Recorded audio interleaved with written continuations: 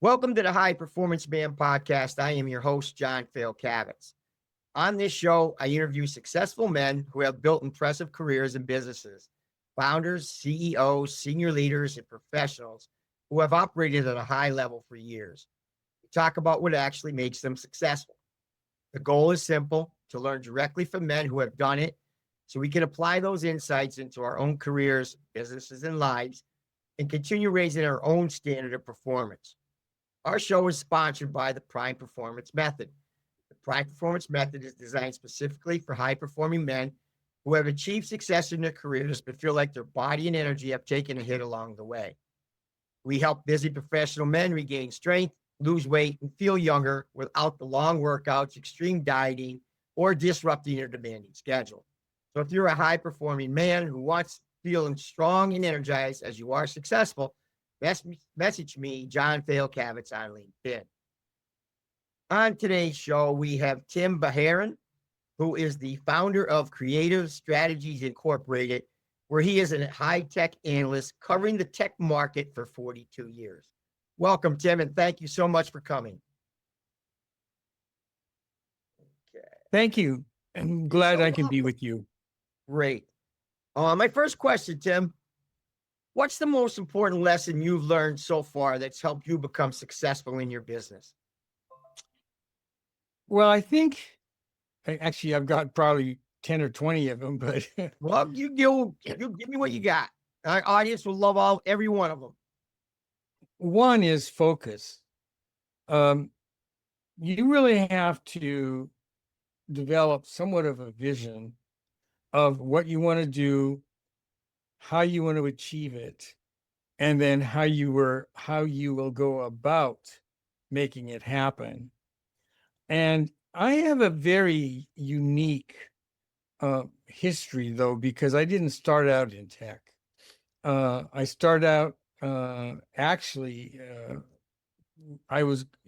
started out initially with a young Christian organization called Youth with a Mission, and I was doing mission work with them in the early 70s. But when I came back and went back into private business, I got hired by a company that was doing high-tech jewelry. They were integrating semiconductors into watches at the time. And that kind of set me in motion of where I was going.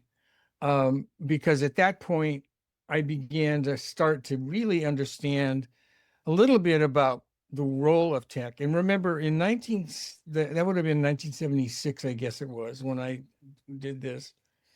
The whole Silicon Valley tech sector was just getting started. And I got very interested, especially when Steve Wozniak and Steve Jobs introduced the Apple II. And then began to really work through the process of how technology is interesting. And in my particular case, I was always a gadget freak anyway. So this kind of got into my thinking, and it allowed me to go to things like tech club meetings, things like this, where I got to meet some of the real entrepreneurs who are building the tech sector. Then in 1981, I joined Creative Strategies. And it was fortuitous in the sense that it was at the beginning of the tech boom of PCs, or the introduction of PCs. And that's where I began to really focus and understand where my strengths were as a leader, and the stuff that I learned up to that point, and how I could envision what I needed to do in the new role. And what changed for me there was I was originally, when I first started Creative Strategies in 1981, I was working on mini computer research. But the IBM PC was introduced in 1981. And my boss said, we don't have a tech analyst for covering this. Would you switch from mini computers to the PC? And I I wasn't really reluctant, but it was a brand new category. I buckled down, did the research, and literally became one of the first tech analysts ever because they didn't have them. They didn't Wow. exist. And so what that did is it allowed me to get in the back door. So immediately within the like first 6 or 7 months, I was hired by IBM to Wow. help do market research on the original IBM PC with Don Estridge and Bill Lowe and the original Yes. team that created the original IBM PC. And over those next 2 to 3 years, I helped IBM develop a couple of key projects. One was their some of the redesigns that they were going to do with the original PC. But then they asked me to start working with their distribution or sales organizations. And I began working and doing background research on that.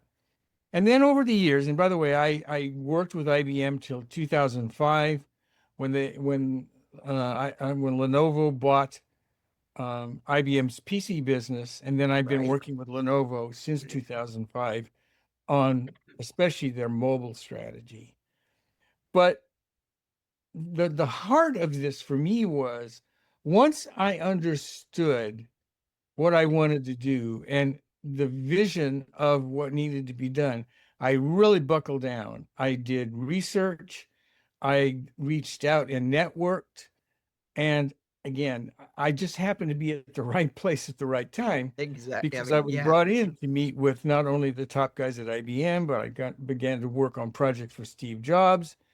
I had already been doing some stuff with Bill Gates and his team in the early days, and I just kind of got swept in. And Right. so I would say that the heart of my success really was, and I have to be fair, right Hmm. place at right time, but then taking full advantage of the opportunity. Right. And not having anybody tell you any different. That's the Right. big thing. Well, and to be fair, I had a boss that just really trusted me, and he just let me go loose. Okay.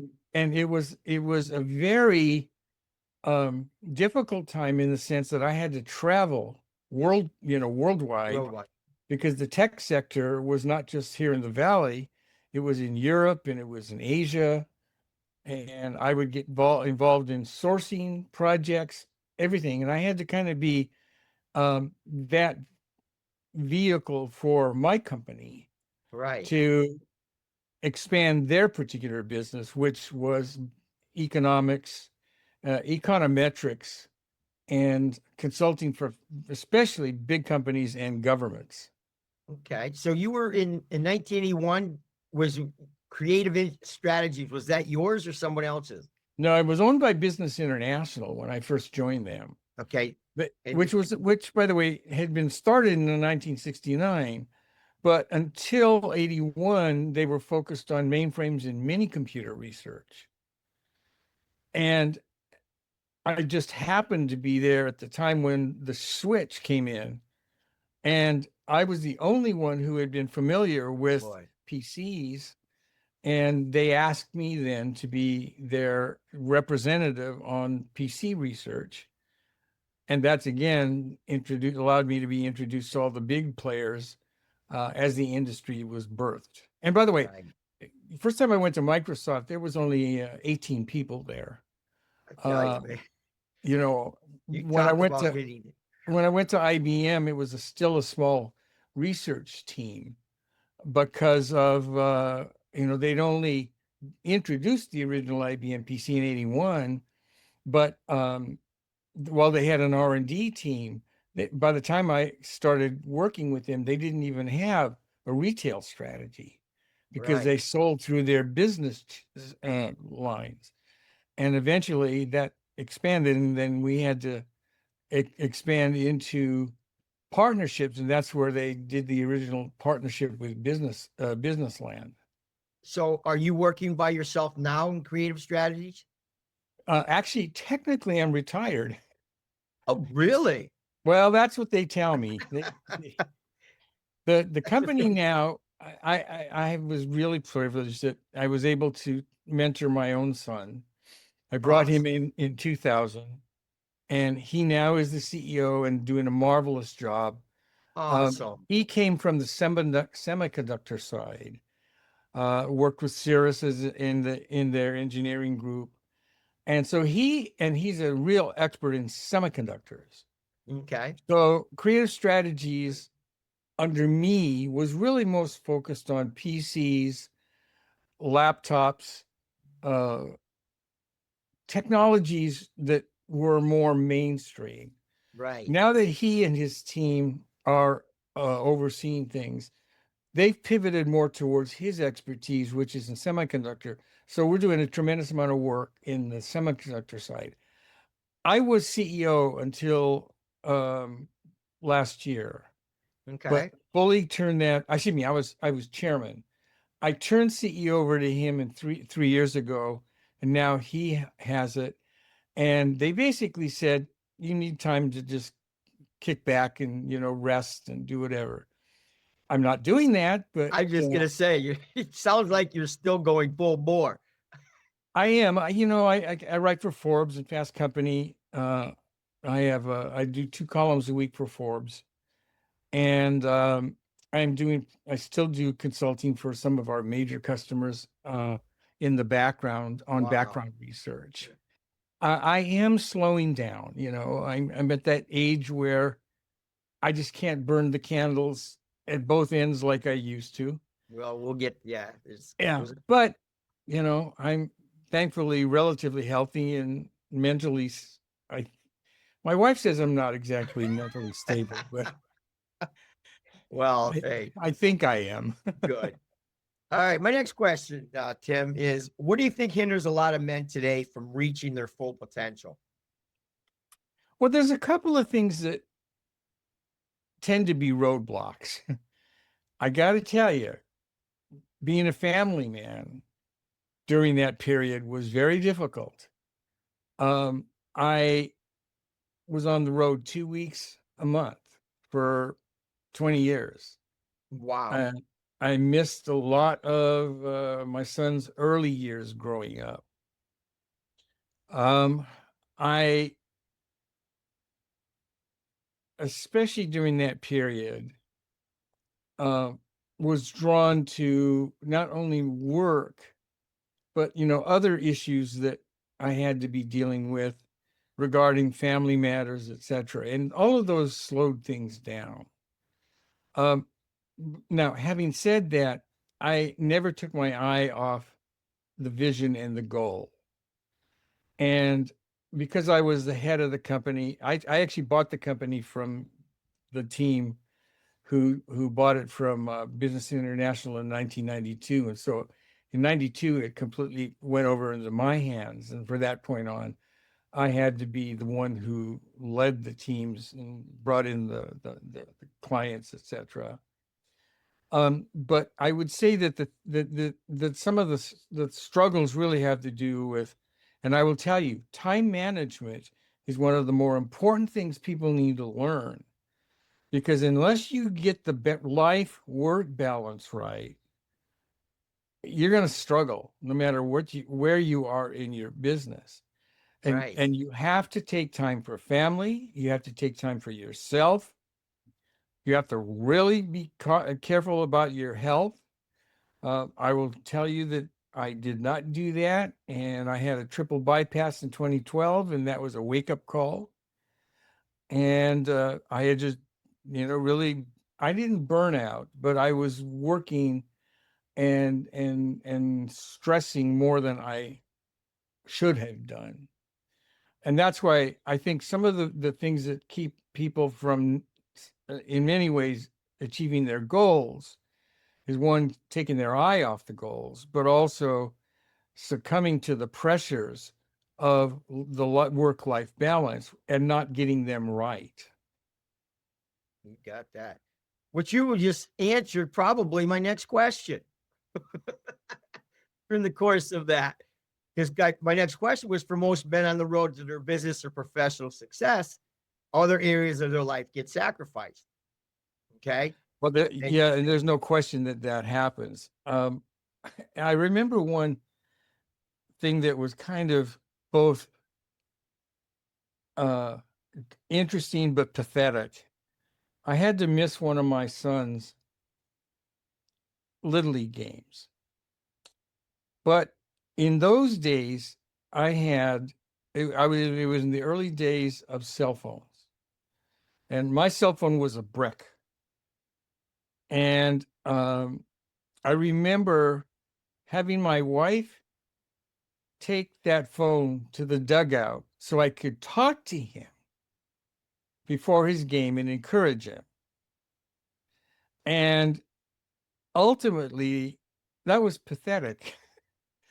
I should have been at his game, but circumstances was that I believe I had to be in New York at that time, and I missed some of that.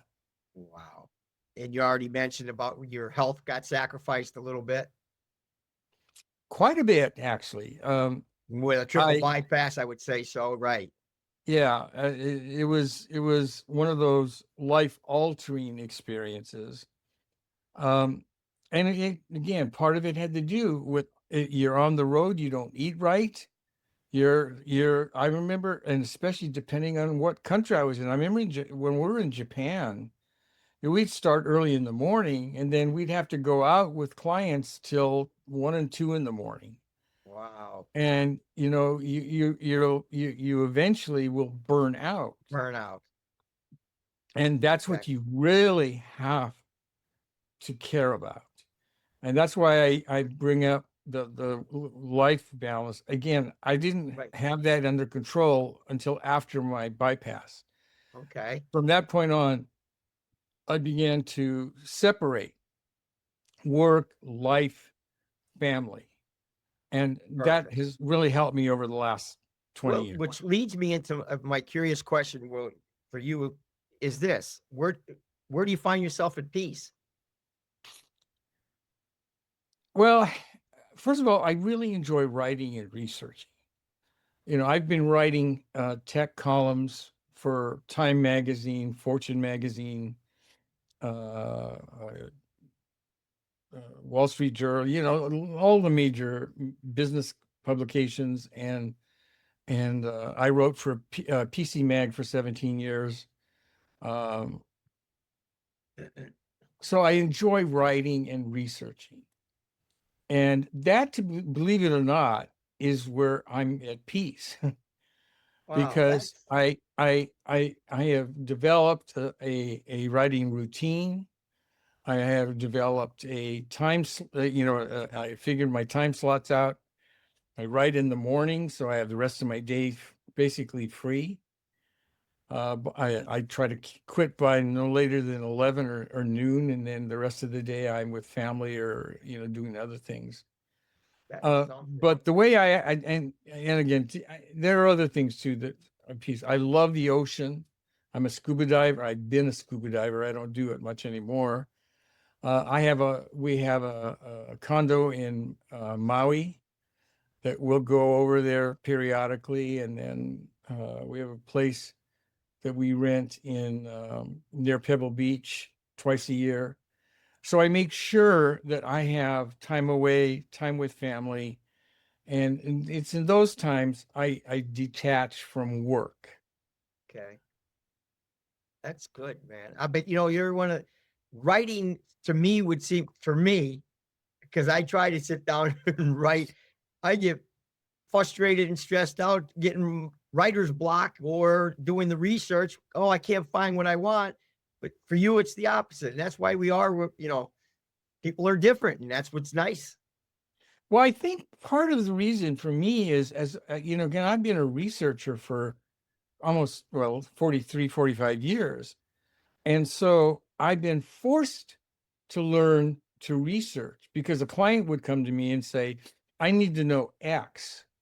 And by the way, in those days, we went to libraries.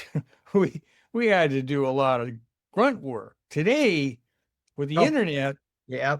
answering a question from them is actually, ridiculously easy compared to the past. But in the process, you had to develop a writing skill set.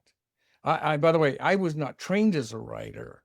My actual degrees in marketing and international marketing, but I had enforced because of my job to become a researcher, and then as a result, build those kind of writing skills. Wow. And then, interestingly, as a side, I started writing for British magazines like Microscope and PC Mag in the UK. And then multiple times I wrote for various US publications. The last major tech publication was PC Magazine. And then in the last 10 years or so, or 7 years, I focused on Forbes and Fast Company, which are now business magazines, but I Right. still do Oh, the I know same kind of Forbes. research with, different topics as opposed to what clients want. Right. Great.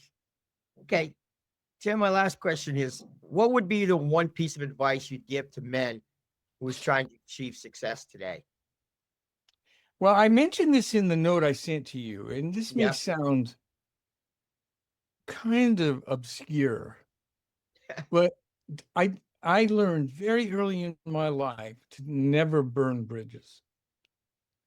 That's one of the first two big mistakes I made early on in my career, where I got angry over something with a client, or I remember, I don't even remember what the instances were, but those came back to bite me. And then I've had other scenarios where I either had a relationship with someone or a business relationship with them, and it ended, and I kept it amicable. I never literally said, and I was really careful on I was very, I should say, cordial in the way I Right. made things end. And years later, they came back to me, wanted to help in here and there. And I actually had some pretty big successes as a result of that. So Awesome. I will tell you one thing is that I really believe that you just don't burn bridges. You keep relationships even. And then the other thing that I tell students, by the way, when I go and speak to, and I've spoken to graduate schools and college students and even high school kids at a time, I tell them to get a minor in English. I cannot emphasize how important it is to be successful. Is you have to learn to communicate, and you have to actually learn to read and write better Right. in your job. Right. So I would say that again, the no burning bridges has been very helpful for me. And then Awesome. especially, and like I said, I did not, even though I did debate in high school and college, I was not trained as a writer. I had to learn to write. Uh, I do, I will acknowledge that I had some great editors, which helped me along. So I actually Awesome. sounded intelligent in the early days. That's good. But I will say that those three things especially Great. are I think important. And again, I can't emphasize more about how important it is to learn to write. Even if you're not writing in your job, take time, write about nature, write about whatever. You just need to have great communication skills. That's awesome, Tim. Awesome. Well, Tim, it's been an absolute pleasure having you on the show. Boy, time flies when you're just going around, right? Half hour goes Always. quick. Thank you so much for taking the time, okay? And as a reminder to everyone listening, the show is brought to you by the Prime Performance Method, where I help high-performing men rebuild strength, energy, and confidence without sacrificing their careers. So if you're ready to feel strong in your body as you are successful in your business, message me, John Fayocavitz, on LinkedIn. Until our next episode, perform strong in all areas of your life.